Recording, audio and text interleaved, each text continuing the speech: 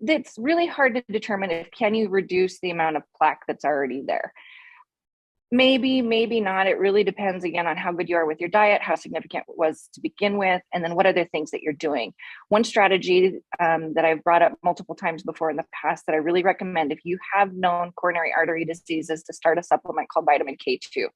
We really recommend to get that in 400 to 600 micrograms per day amounts, and that will actually help pull the calcification out of the plaque of those arteries. So that can be helpful in reducing that.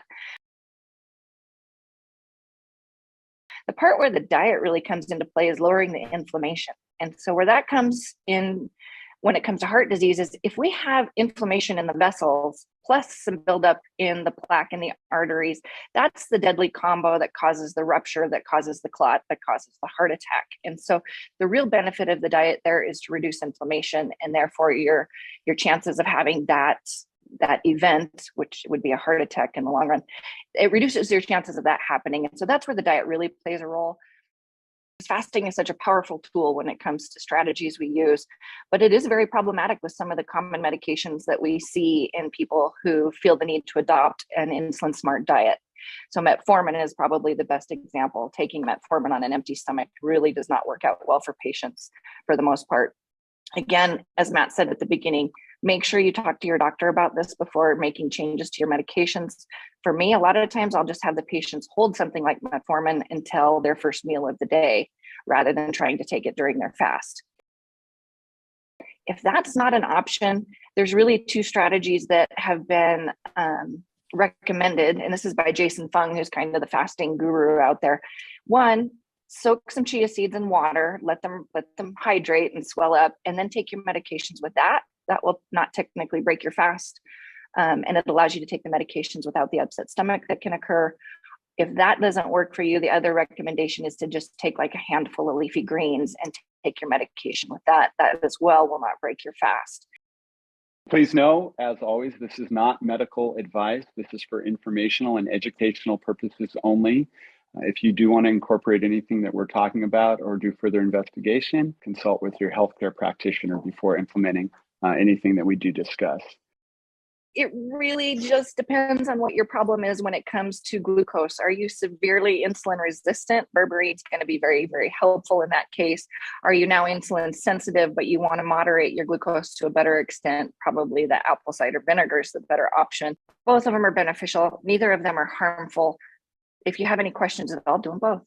And so that should improve insulin sensitivity at the cell, just like the drug metformin. Berberine is a pretty powerful insulin resistant assist supplement. The other thing I really like to use it for is heartburn. So it really creates a more basic environment in the stomach. So if you're struggling with heartburn or trying to come off of your omeprazole or any other PPI, apple cider vinegar can be very helpful with that. Sure. So Ozempic is what we call a GLP-1 agonist. And so what it does is it helps in three different ways. It slows gastric emptying. It helps reduce or improve. And I actually was just talking to Dr. Bickman about this yesterday, and I don't think I actually got a real clear answer, but it helps with insulin production in order to help lower blood sugar. So theoretically, this shouldn't be what we're aiming for with insulin lowering diets, because we should be able to make more insulin. But anecdotally, I have several patients that I have prescribed or have come to me with Ozempic. And I think that in my opinion, it just makes the beta cells work more efficiently. And so therefore, we're not making more insulin, we're just more efficient with the use of our insulin. And therefore, if we're not making quite as much because we're not just spitting it out all over the place, then that's where the weight loss component comes in. So when it comes to Ozempic and fasting, the one comment I get from all of my patients is how much their appetite is suppressed with Ozempic use. So it's going to make your fasting easier. When it comes to actual insulin resistance, the only benefit there is because you're fasting, you're improving your insulin resistance. It's not the Ozempic. The Ozempic doesn't have any effect on the cell when it comes to the resistance to insulin, if that makes sense. And so really what I would say, if you're with the question with the herbal use, I would incorporate berberine for sure in that picture.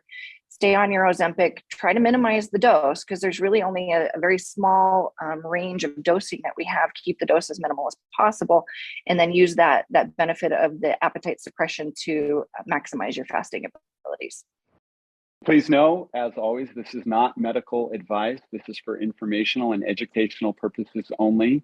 If you do want to incorporate anything that we're talking about or do further investigation, consult with your healthcare practitioner before implementing anything that we do discuss. I think learning how to talk to your doctor can be in an effective way can be really helpful.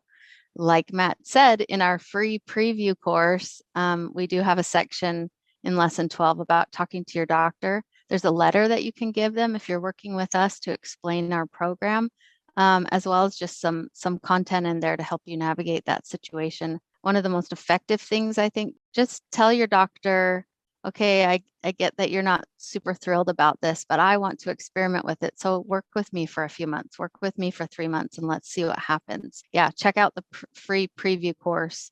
There's plenty of content online. DoctorsToTrust.com is another great source of video clips that you can share with people. So this company has done an amazing job of shortening content and taking out the great little nuggets. So if you have people who won't listen to an hour show, you can send them one of these videos, that are 5 or 6 minutes, and that can be really helpful. So check that out too. A couple other resources that I can add to that would be, if she really wanted to become more educated in it for herself, she really wants to go this other direction of medicine. Obviously, read the book. Get her the book as a gift. The Why We Get Sick. I mean, for a lot of providers, it is very it makes a huge difference in their mindset of, oh my gosh, insulin really is this thing that we can manipulate through lifestyle change. A course through Nutrition Network, they have a wonderful short course that isn't too long. It won't take up too much of their time, and it is approved through the agencies we need to be approved through. The other one is to get on to the Society of Metabolic Health Practitioners. They also have some credentialing and accreditation programs there to help teach and then also give opportunities for doctors to be more well educated in this. Diet Doctors added a course for doctors as well. I've done that one actually too. So, and that one's 3 credits and it's free. And so really that's an easy one to get doctors to do.